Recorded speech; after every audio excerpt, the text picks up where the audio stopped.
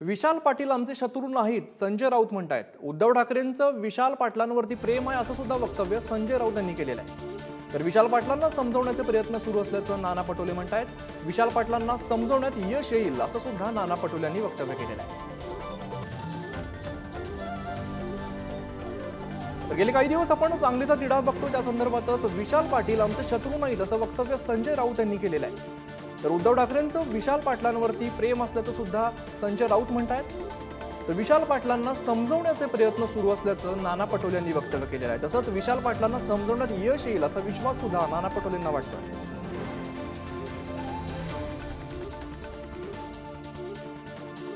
संजय राऊत यांचं वक्तव्य समोर येतंय। विशाल पाटील आमचे शत्रू नाहीत असं संजय राऊत म्हणतायत।